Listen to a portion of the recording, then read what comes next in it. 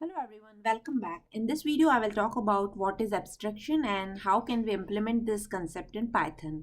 So abstraction is the process of hiding low-level details from the user and showing him only the essential ones. So let's have a quick look at the definition of it.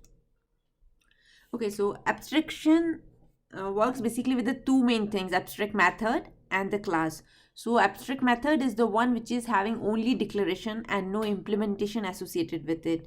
And any class which declares abstract method is known as abstract class. So it can contain one or more abstract methods, but at least one has to be there for a class to be recognized as an abstract class. An abstract class cannot be instantiated because it requires subclass to provide the implementation of all the abstract methods which are part of it. So let's talk about a quick example. Let's say vehicle is an abstraction. Vehicle is a class which is an abstraction until we specifically say whether it is a car, bus, motorbike, or whatever it is. So here vehicle represents the very general concept, and it is quite common to use such concepts, especially when you are starting a new application wherein you are not sure what all functionalities, or you just know the high level idea that these are the things which I need, but how to achieve those you are not very sure, and it totally depends on your classes and what all modules you are implementing it. So that's where this concept is more useful. Let me quickly take you to the code.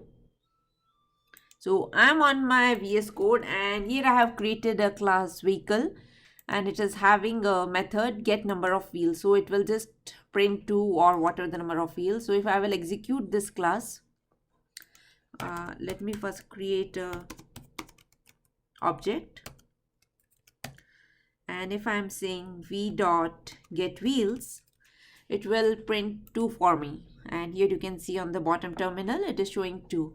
So now what if I do not want to provide any implementation of this class? So one way to achieve this is just say pass, and if I will execute this, it will still work, because if we do not have anything to provide as a method body, we can simply say pass and we can let go the things. But let's say you want to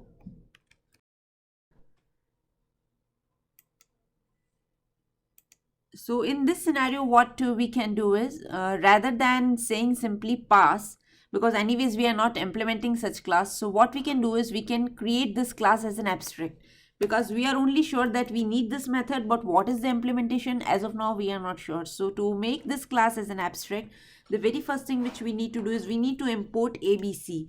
So abc and the abstract method. So here you can see the detail of this abstract method as well as this abc. So once this ABC is done, next thing you need to do is you need to pass in here. So we are saying that vehicle class is now inheriting ABC. So ABC is short for abstract base classes. Now, once this is done, and if I'm going to create an object, let me save this.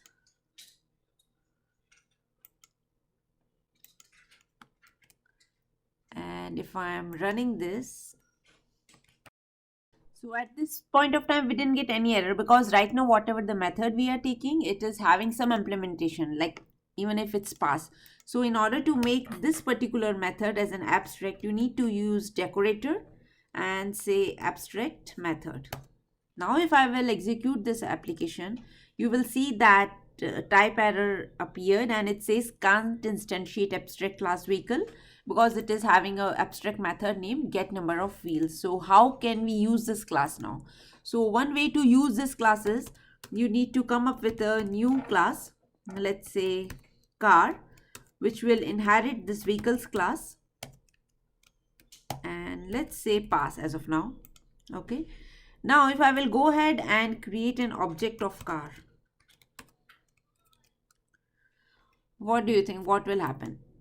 It will still say that can't instantiate abstract class, because like I said, whenever you are inheriting abstract class, you have to implement all the abstract methods which are part of it. So we need to define this particular method here. And now if I will go ahead and execute this application, you will see that this time no error is appearing over here. So let me go here and say get number of wheels. So car has 4 wheels, so I'm printing it here and I'm making a call get number of wheels. So everything should work as expected. So you can see that output is appearing over here. Okay, so now this is how abstract class works. Now question is, why are we doing this? What do you want to achieve, or what is the use of implementing such class hierarchy? So the very first reason I would say is it is very useful whenever you have an application which holds the different modules, and all those in that module you have many classes, so all those classes are, you can say, interrelated.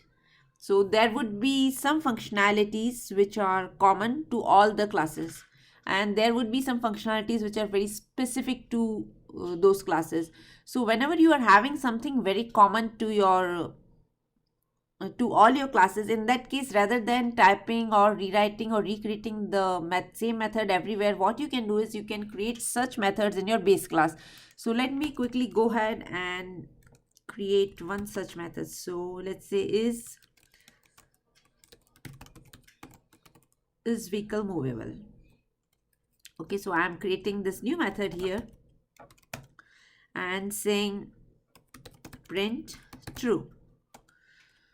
Okay, so this is my class, and now we know that every vehicle is movable. So why to define this implementation in every class, whether it is car or whether it is your bus?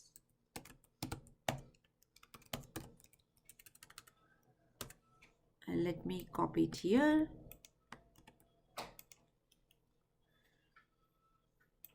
Okay. So this is the method which is common to all the classes which are inheriting vehicle class. So instead of typing it in each and every class, what we will do, we will just define it in the base class. But at the same time, all the vehicles may vary with the number of wheels. So some may have 4, some may have 6, or even few may have 3 wheels, or even when you're talking about a bicycle, it may have different number of wheels.